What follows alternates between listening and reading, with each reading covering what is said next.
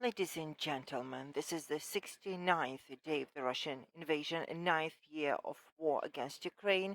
I'm Andriy Shevchenko. On behalf of Mediacentrу Ukraina, I'd like to welcome all the journalists sharing our fight for freedom with the world. We have an incredible event coming up today. I have the pleasure of presenting the team of Lviv National Opera who've come here to share their new initiative. I give the floor to Vasil Kovkun, the General Director of the Lviv National Opera. Vasil, please share your initiative with us. Glory to Ukraine.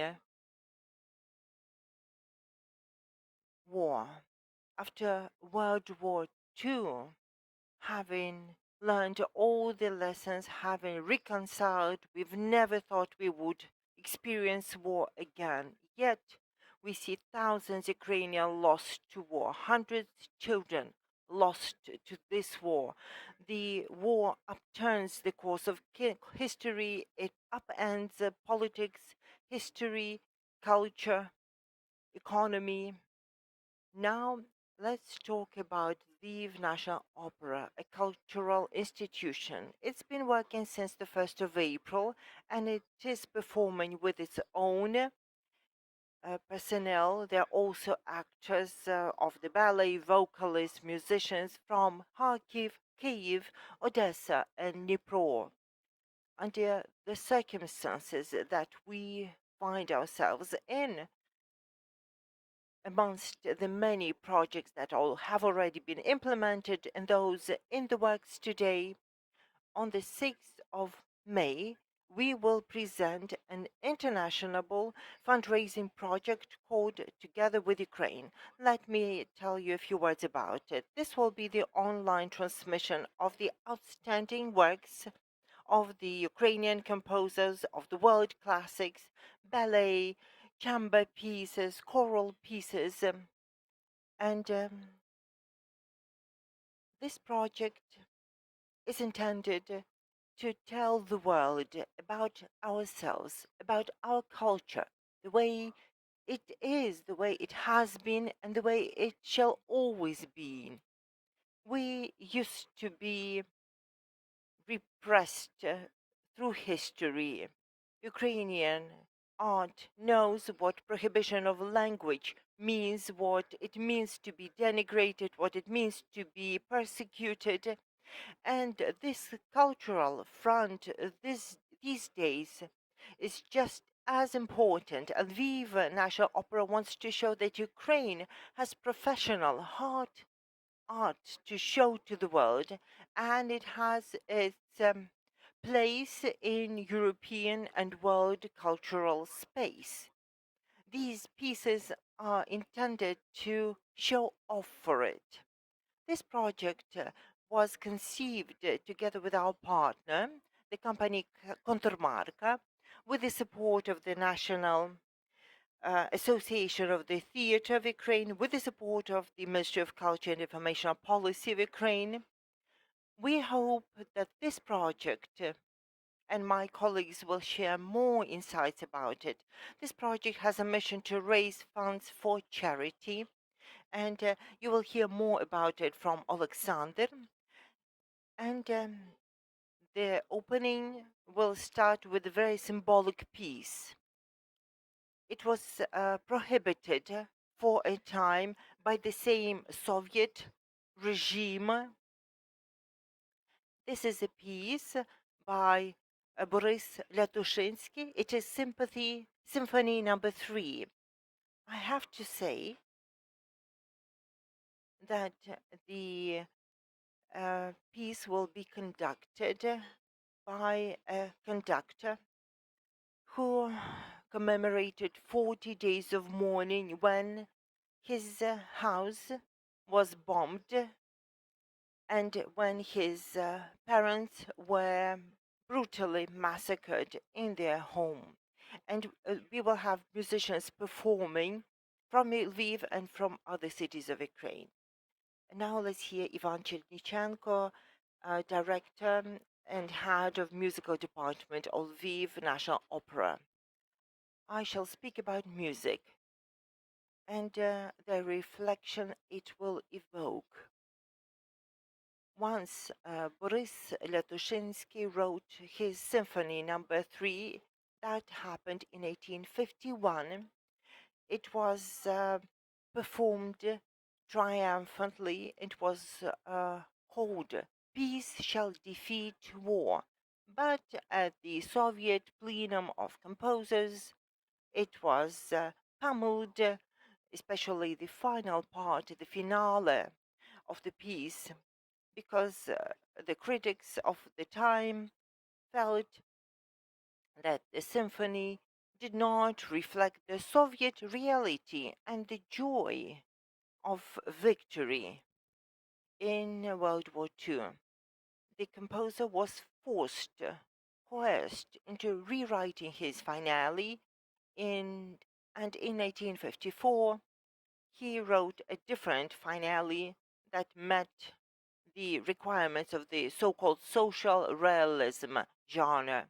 He was forced to do it because if the music didn't sound in Moscow or St. Petersburg, the music would be blamed of being too formal. The composer was denied performances of his pieces, and uh, the music was basically forgotten and erased. And I would like to add that the source of the music was the Ukrainian people and the Ukrainian spirit. And this is not about peace defeating the war. This is not a Soviet narrative. This music is about something different altogether. This is about the struggle. And Dushinsky turned out to be a prophet. This is a music about the fight of the Ukrainian people for their freedom. And being back a student of music, when I first saw the first finale, the first edition, it became apparent to me that this is about the struggle of Ukrainian people against the system that was trying to eradicate and crash everything Ukrainian. Let's now hear Alexander Poryatchenko, who is the CEO and founder of Kontrmarka. Glory to Ukraine. I would like to start by thanking the theater community, Lviv National Opera. I would like to thank the Theater League and the Ministry of Culture for the initiative, and I'm certain we shall be heard. The mission of our company is to help sell the tickets, help raise donations, and this is intended to show that our cultural DNA shall live and thrive. We will be transmitting this event in 32 countries, and we are hoping to raise European support. There will be three types of tickets people can buy. The first can be bought at the site of the Lviv National Opera and at the Kontrmarka site. It's a €7 worth ticket. With that, you can follow the online broadcast, and you can follow this cultural product from any gadget or smartphone. The second type of ticket will come with a booklet, and the third type of ticket will come with the signed autographs of all the artists. The mission of this event is to promote Ukrainian culture, and we are also raising funds for the mobile military hospital. We have an agreement with the military medical clinical hospital. We want to buy a mobile field hospital. It's a machine that can reach out to the points of conflict and can reach 500 people per month at least. And I wanted to ask you, Vasiliu, you told us that you will see actors and musicians from all over Ukraine performing on your stage. So when you talk to your colleagues from other theater centers, those under occupation, those in the siege, those that have been destroyed, such as the theaters in Mariupol and Kharkiv, what do you hear from them? What is their life centered around? What are they looking forward to? Week by week, we interact with our colleagues from the opera theaters of Ukraine. Let me start with Kharkiv because they are experiencing the worst plight these days. There were times when the projectiles or fragments would fall on the roof of the opera house.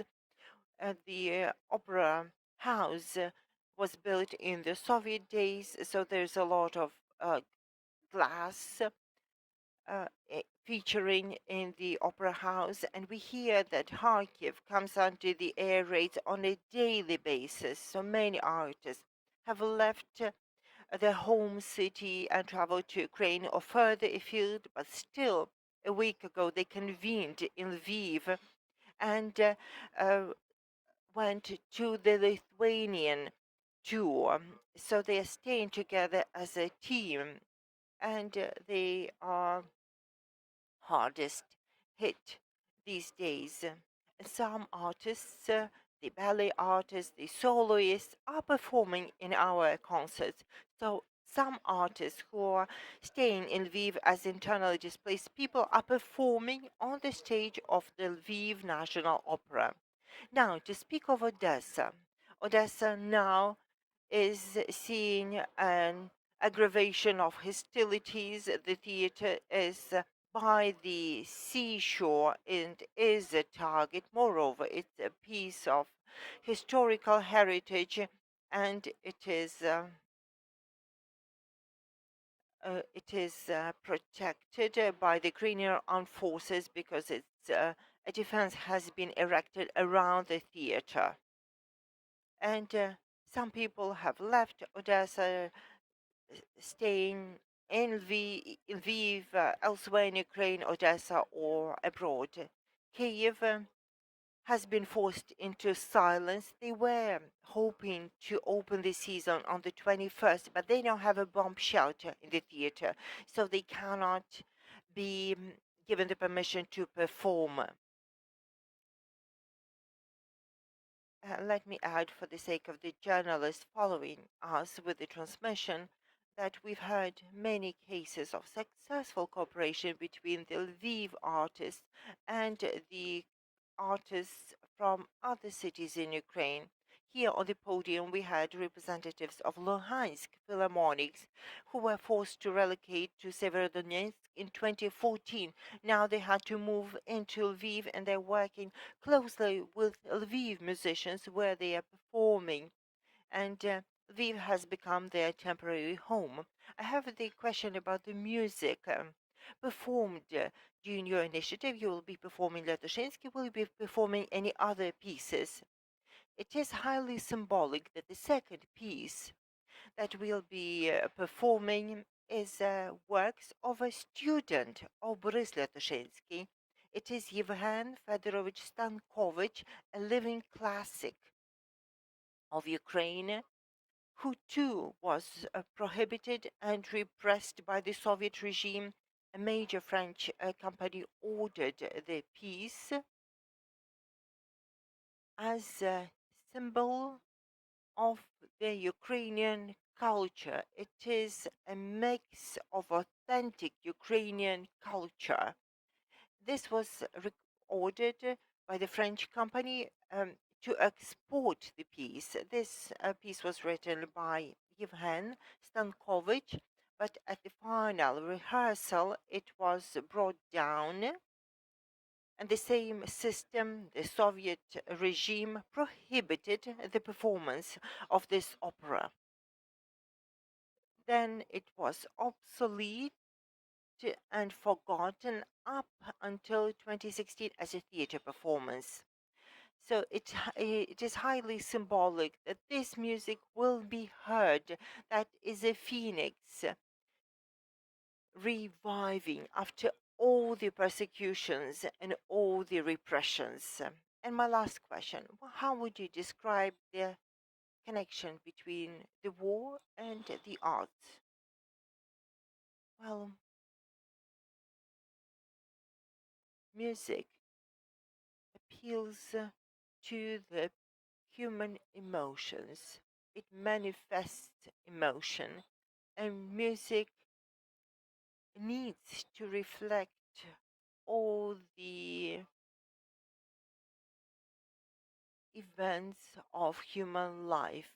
Historically, composers express their emotions, their sentiments, their reflections on war and write them into music.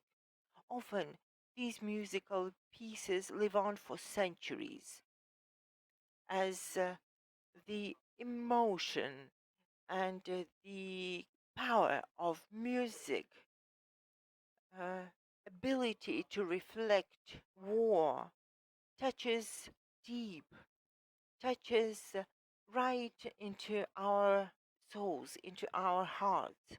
So these reflections have always been relayed into music and will make people experience the same emotions. We used to say that the arts will save the world. In my lifetime, in my creative path, I can say that we can't expect the arts to save the world because the world has become too pragmatic, too weaponized, and too cold for its own sake. But paradoxically, this war for independence in Ukraine and this explosion has not only triggered an political, economic, and military attention to Ukraine. Ukraine has become the focus of the world, but also Ukrainian culture has come into the spotlight. This is the time when Ukrainian culture can show its wealth that it has developed before. And surely the war will bring more works. I know they're in the making as we speak. We mentioned Ivan Stankovic. To my libretto, he's writing an oratory called The Psalms of War. This is a major symphonic piece for the chorus, for the soloist, and a symphonic orchestra. Yesterday, we had an online meeting to discuss a Ukrainian German project with the contribution of Jan Stankovic. This will be an opera first performed in Lviv opera. This is the Fearsome Retribution opera. We are working with the French National Opera, the Paris Opera, to perform Polinko about the Cuban Revolution with many reflections mirroring our experiences of today. And the third thing I'd like to say that we are now completing a libretto and beginning to work on the Mazeppa opera. So the war encourages us to rethink our plans and focus on the pieces that have historic significance that mirror the reflections of the day. So when they cannot speak, the muses are not silent. We had Vasil Vovkun, Ivan Cherednichenko, Alexander Poryachenko. Thank you for your initiative and thank you for sharing it with us. Let me add that we have two special events coming up today, one at 13:30. We're waiting to hear Vadim Denisenko, advisor to the Ministry of Interior of Ukraine and executive director of the Ukrainian Institute for the Future. He will present a special report of the Institute about the scenarios of how the war might end and how Ukraine will be rebuilt. And at 15 hours, we are planning a special event to commemorate the World Freedom of the Word Day, and there will be a special panel on covering the war in Ukraine on security and freedom of speech. Thank you for staying with